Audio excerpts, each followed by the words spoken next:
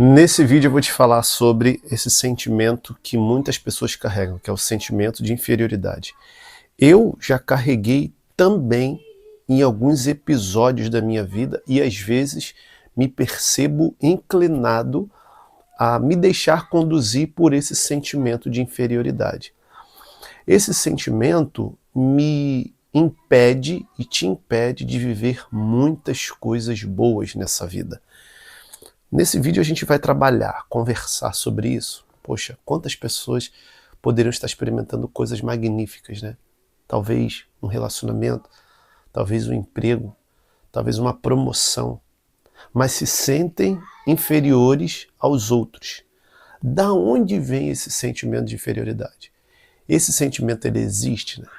Se perguntar, esse sentimento existe ou está criado na minha cabeça? Geralmente a gente cria coisas na cabeça onde não existe. Mas tem coisas que são de fato reais. Eu quero usar como base esse livro aqui, é um livro muito pequenininho, né? Insegurança, Medo e Coragem. Rafael Liano Cifuentes aqui, é um livro pequenininho.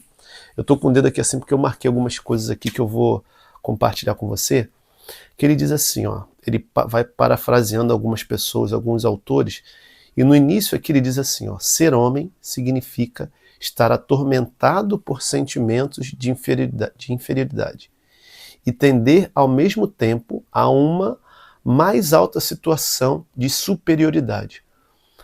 Ser homem significa estar atormentado. A gente, quando fala em tormento, a gente pensa em quem? Perturbação. A gente o tempo todo é perturbados, né? Nós somos perturbados por sentimento de inferioridade. Ah, fulano sempre é melhor do que eu. Se eu vejo alguém na internet, essa pessoa fala bem, então ele é melhor do que eu, ou ela é melhor do que eu. Se eu vejo alguém mais arrumado, essa pessoa é melhor do que eu. Se eu vejo alguém com um carro melhor, essa pessoa é melhor do que eu. Se eu vejo alguém numa casa melhor, essa pessoa é melhor do que eu. Não necessariamente. É algo que a gente carrega e perturba o ser humano. Aí ele continua assim, ao mesmo tempo, a mais alta situação de superioridade. Existe uma linha tênue entre inferioridade e superioridade. Só que o que vai fazer com que a pessoa se sinta superior? Essa palavra superior aqui não é superior a ninguém. É você estar diante de uma realidade e entender que você não é inferior. Entender que existem pessoas que estão ali, podem estar numa condição melhor financeiramente, numa casa melhor, numa situação melhor, mas não significa ser melhor que você. E você entender isso, eu entender isso, é fundamental para que a gente faça os progressos da nossa vida. Eu me lembro que quando eu fazia estágio na Faculdade de Educação Física, eu ia para o estágio e eu sempre olhava para os estagiários que trabalhavam comigo e para os professores de uma maneira assim, caramba, eles são melhores do que eu. Olha só, eles são mais fortes, eles são mais inteligentes. Chegou um momento que eu falei assim, caramba, será que esse pensamento tá legal? Não tá. Aí eu comecei a pensar como que eu poderia mudar isso internamente. Eu comecei a fazer o quê? Eu comecei a perguntar. Eu comecei a ler mais. Eu comecei a me interessar pelos alunos ali da onde eu fazia o estágio. Comecei a estar mais perto dos professores, entender o que eles faziam, como eles falavam. Quando estava dando uma aula diferente, eu perguntava. Aquilo ali foi criando internamente uma força superior, né? Uma força que me tirou desse complexo, desse sentimento de inferioridade. E aí eu fui entendendo o que é essa tendência à inferioridade e, ao mesmo tempo, essa tendência à superioridade, ou seja, essa superioridade em relação a mim mesmo, de que eu estou pensando que sou inferior, eu estou sentindo que sou inferior, não que essa seja a realidade. Você, em muitos momentos, pode se sentir assim, mas não significa que você seja assim, que você seja inferior. Geralmente, quando você se sente muito inferior, que você vai conversar com alguém, a pessoa fala assim, caramba, eu sempre achei você super inteligente, sempre achei você super safo ou safa nas situações. A pessoa está olhando para você diferente. E aí, Dom Rafael continua dizendo assim, ó, sentimos uma necessidade indeclinável de superação. Não nos contentamos com o que somos, precisamos ser mais e mais, como se as formas embrionárias de perfeição que trazemos dentro de nós estivessem sempre suspirando, inquietas, por seu perfeito acabamento. O que ele está querendo dizer? Nós não somos perfeitos e não existe ninguém perfeito. Nós estamos sempre em processo. As pessoas que estão ao seu lado também estão em processo. As pessoas ainda estão se desenvolvendo. Quando você olha para alguém assim e se olha assim, você percebe que não tem esse negócio não. Não tem esse negócio de que, caramba, eu sou... Não, a grande questão é que você precisa trabalhar, você precisa se esforçar, você precisa procurar interiormente entender que existe muita capacidade em você. Existem muitos talentos em você. Só que quando você está parado, olhando para as pessoas, achando que elas são superiores, achando que elas são melhores, você acha que elas estão prontas e acabadas, mas você ainda não. Você está fazendo o quê? Você está procurando essa perfeição, como se você fosse, como se tivesse que ser uma pessoa perfeita, e não existisse um processo a ser vivido para que você alcance o progresso. Existe um processo para ser vivido para que você alcance o progresso. Uns vivem isso de maneira mais rápida, outros vivem isso de maneira mais lenta, mas todos estão vivendo. Mas esse irrenunciável instinto de perfeição, de beleza, de felicidade, de realização, que por um lado nos pode engrandecer, por outro nos pode atormentar e deprimir. Olha só, esse estado de perfeição, esse instinto, na verdade, que ele diz, né? Mas esse irrenunciável, ou seja, você não renuncia a esse instinto de perfeição.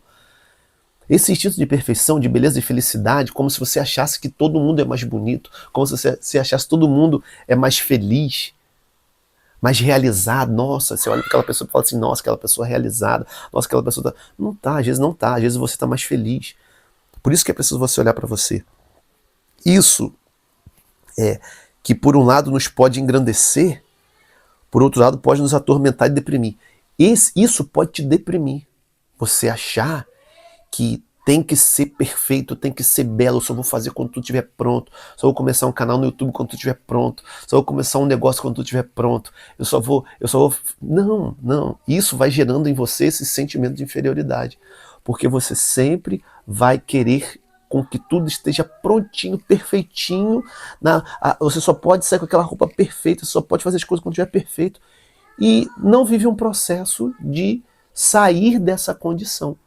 E aí, esse sentimento de inferioridade, de insatisfação, ele vai o tempo todo tomando você. Ele continua dizendo assim, pois ao experimentarmos uma e outra vez as nossas limitações, a minguada estatura da nossa personalidade, brota em nosso íntimo uma forte insatisfação. Cara, a gente precisa entender, né? Pelo menos é o que me parece, quando eu olho para mim, quando eu converso com as pessoas. Isso vai minguando essa insatisfação. Ai, meu Deus, nunca tá bom, nunca tá bom. Você fazendo isso com você mesmo, você vai se afligindo, você vai se inferiorizando, você vai se diminuindo com coisas que não é para acontecer, ou coisas que estão ainda em especulação na sua cabeça. Isso não é concreto. Tá, Fred, não é concreto na sua vida. Eu me sinto assim. Mas você se sente assim por quê?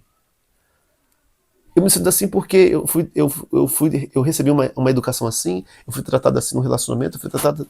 Tá, mas a condição que você viveu com tais pessoas que fizeram isso com você, te depreciaram, essas pessoas fizeram isso com você por quê? Porque você deixou. E hoje você vai continuar deixando, você vai continuar ainda se entrevando, se encruando, como dizem os antigos, se encurtando, se encolhendo, deixando as pessoas gerarem em você esse complexo de inferioridade, esse sentimento de inferioridade. Você vai continuar achando que a sua vida é assim? que o que fizeram com você é o que você tem que ser? Primeiro, as pessoas que fizeram isso com você, ou se fizeram, elas nem sabiam, talvez, ou às vezes se sabiam, estavam doentes. São pessoas doentes. Aí quando você começa a olhar a pessoa e fala assim, essa pessoa estava doente quando fez isso comigo, você começa a olhar, não, então eu não posso ficar me deixando levar por isso. Isso aqui veio de uma pessoa doente, a doença era dela. Eu não vou pegar essa doença para mim. Olha o que ele diz assim, ó. Uma forte insatisfação que pode transformar-se num aflitivo sentimento de inferioridade.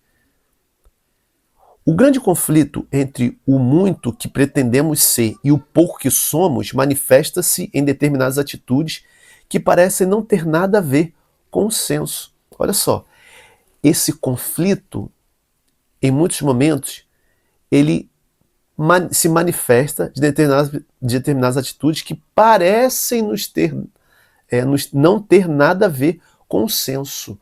Ou seja, às vezes a gente se deixa levar por coisas que parecem ser. O sentimento de inferioridade, ele traz muitas especulações, traz pensamentos. Ai, meu Deus, não vai dar certo. Ai, meu Deus, eu não vou conseguir. Ai, meu Deus, mais uma vez eu fracassei. Ai, mais uma vez está sendo difícil. Ai, não é para mim. Ai, eu acabei de crer que isso não é para mim. A pessoa fica você fica repetindo essas palavras inferiores que gerem em você incapacidades. Aí você precisa entender e buscar as causas disso. Por isso que é importante você fazer essa reflexão, você sempre pensar sobre você, porque existem causas. Né? Eu vou dar os exemplos que ele traz aqui no livro.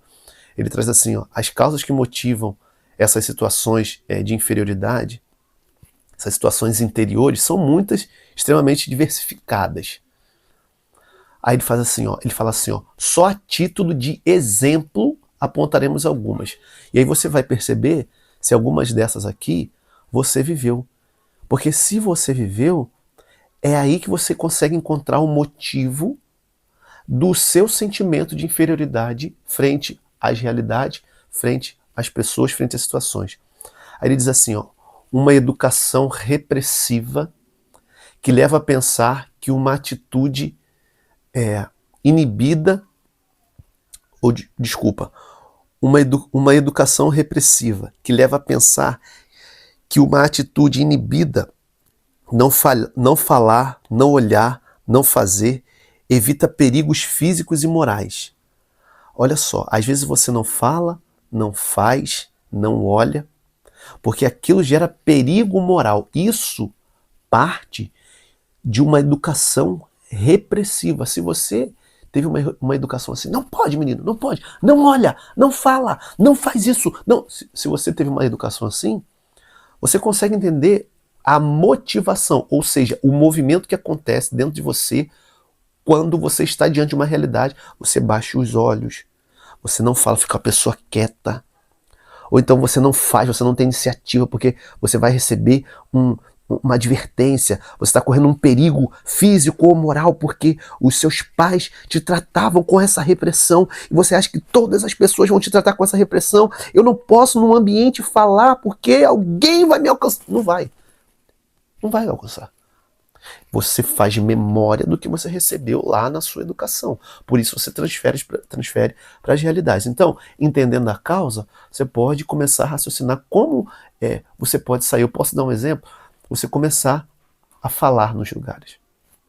Você começar a andar de cabeça erguida e olhar para as pessoas. Você entender que aquilo ali não vai te trazer perigo nenhum. Não vai te trazer perigo nenhum. Você pode vencer aquilo, você consegue. Uma outra situação que ele traz aqui. Iniciativas absorventes de uma mãe possessiva. Sua mãe foi possessiva, pode gerar esse sentimento de inferioridade. Que forçam os filhos a tornar-se eternos dependentes da sua ajuda. Aquela mãe que fica assim, fica possessiva. Ai, os meus filhos sempre precisam da minha ajuda. Ai, não sei o quê. Isso pode gerar esse sentimento de inferioridade. Vamos lá. A repetida gozação de irmãos, parentes ou colegas sobre determinado defeito que pode levar a um estado de retreinamento habitual. essas gozações, essas brincadeiras. Ah, você não vale nada. Ah, você não sei o quê. Só depreciando. Isso gera sentimentos de inferioridade. Então pode ter uma causa de um primo que brincou com você há anos, ou um irmão que brincou com você há anos, ou um tio que brincou com você há anos. Você ainda está carregando isso. Se você hoje é um adulto, você ainda está fixado, fixada, paralisado naquela condição de criança. Aí você vai precisar, ó, ei, vamos lá, vamos progredir, vamos sair dessa condição, vamos alavancar, né? E aqui eu estou te incentivando, tá? Não estou determinando, porque me parece que isso traz efeitos. Quando eu estava lá naquela condição de estagiário, eu me encontrava assim, me sentindo inferior. Quando eu despertei e pensei assim, não, agora eu já não sou mais aquela criancinha, eu não preciso ficar mais naquela condição. Eu preciso levantar dessa condição. Então, vou fazer o quê? Vou estudar, vou melhorar, vou expandir minha consciência para que eu consiga reverter esse quadro. E foi o que aconteceu. Então, se essas gozações aconteceram com você quando você era criança, na fase infantil, hoje você precisa dar uma guinada para não ficar nessa condição inferior, porque esses sentimentos de inferioridade pode também estar partindo disso aí. A inadaptação a certos meios sociais que propicia sensações de desajustes. Ou seja, se você na escola, se você no trabalho, se você no grupo de colegas, na natação, quando você era criança, ou então você se afogou e te zoaram, na escola, quando você caiu, te zoaram, seu sobrenome te zoaram. Lembrei de uma coisa que quando eu era menor, na escola, às vezes a professora falava assim, na hora da chamada, Frederico do Nascimento Sardinha, nego, quá, quá, quá, nego zoava, zoava. Às vezes eu tinha vergonha do meu nome por causa disso. Depois eu fui entendendo, não, cara, não tem que ter vergonha por causa disso. O sobrenome é Sardinha, fui procurar a origem do meu nome. A origem do meu nome é português e é um nome belíssimo, um sobrenome belíssimo, eu amo minha família. Comecei a amar mais, entender mais o meu sobrenome e me superar em relação a isso. Sabe, às vezes a gente fica fixado muito mais naquilo que causou dor e ferida em nós do que nas possibilidades de superação. Como que você vai conseguir superar esse sentimento de inferioridade? Né? Como que você... Porque às vezes você pode pensar assim, tem pessoas que viveram sentimentos, situações, uma educação repressiva, uma mãe possessiva, ou situações sociais que levou essa pessoa a ter esse sentimento de inferioridade. Mas por que tem pessoas que viveram essas condições, hoje superam e outras não? Sabe por quê? Porque existem pessoas que assumem livremente uma atitude diante das próprias limitações. Então, o que você precisa fazer? Assumir livremente uma atitude diante das suas próprias limitações. Ninguém vai fazer isso para você. A pessoa que não quer aceitar a própria realidade supervaloriza as falhas, sente-se oprimida e asfixiada pelas limitações, a ponto de centrar-se obsessivamente na insuficiência que aflige. Você precisa, e nesse vídeo eu digo isso para você porque eu precisei fazer isso comigo e consegui fazer, não dando lição de moral a você, mas eu estou dizendo para você de algo que eu fiz. Eu precisei assumir as minhas próprias limitações. Quando eu não sabia, eu fui estudar. Quando eu não sei, eu vou estudar. Quando eu não conheço uma palavra, eu vou procurar o significado. Quando eu estou inferiorizado, me sentindo assim, eu preciso entender a causa, me inteirando daquilo, tomar um partido diferente, livremente, diante das minhas limitações, e não ficar parado naquela limitação. Porque senão eu vou passar uma vida inteira, você vai passar uma vida inteira fixado naquela inferioridade. Ai, eu nasci assim, eu vou morrer assim. Gabriela, não, vamos lá. Vamos entender o processo, vamos crescer, vamos avançar. Um grande abraço para você e espero que possa ter te ajudado. Até mais. Tchau, tchau. Fique com Deus.